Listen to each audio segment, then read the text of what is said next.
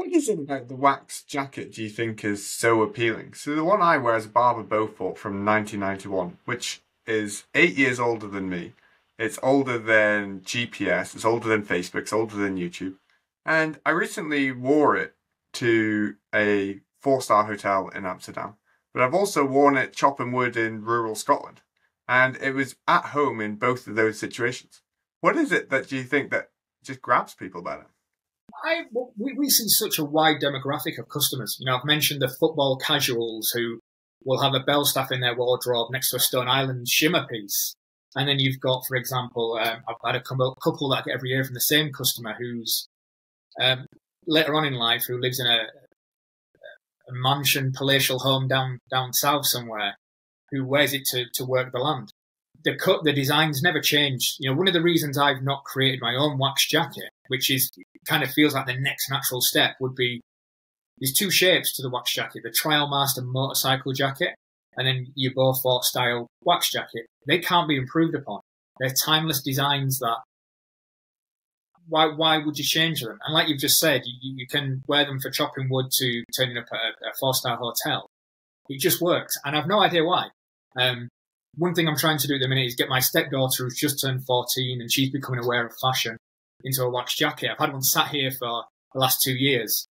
And then you see in the Glastonbury coverage last week with Barbour sharing Alexa Chung and so on, wearing the wax jacket. It just works across the spectrum. To answer your question, why? I'm not sure. It does, when people think of English heritage, which has been through the mill over the last 10, 15 years with Brexit and all that kind of thing, people do tend to think of, certainly in fashion, a Barbour jacket. You know, it really is just a timeless design.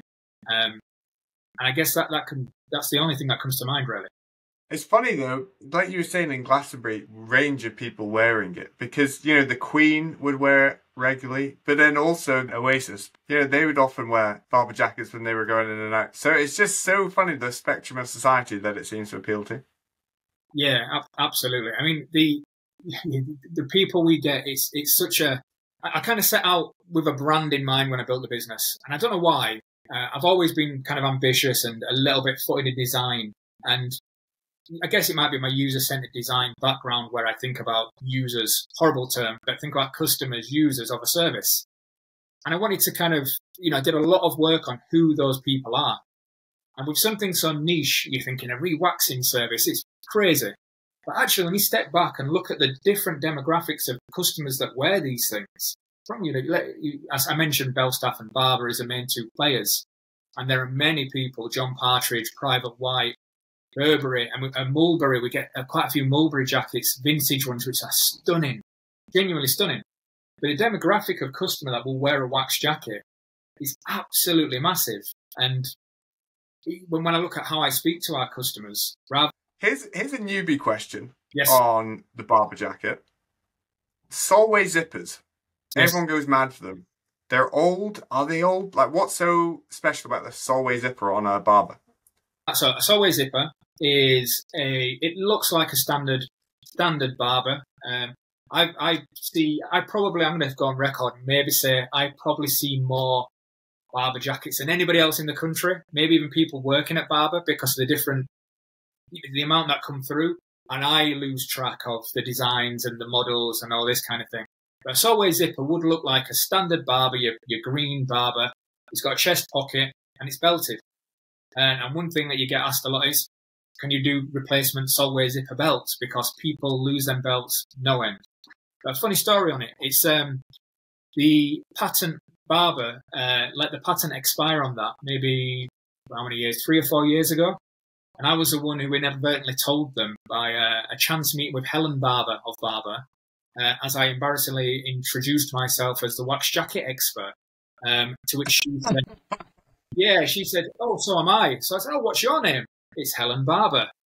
Right, okay, let's have a chat. So we had a chat. I did tell her about that. I said the patent expired literally last week on that jacket. Why it's so sought after? Not to discredit modern manufacturing, but the older things do seem to be made a lot better. And the Solway is a stunning jacket. The thickness of it, the quality of it is unbelievable. Is it just because it's rare? I'm not sure. But it is a really nice piece. It does bridge that gap. When I mentioned the two main styles of a wax jacket, your Trial Master, your belted Trial Master, and your standard Beaufort style, it does kind of meet in the middle of those. So maybe that's one of the reasons.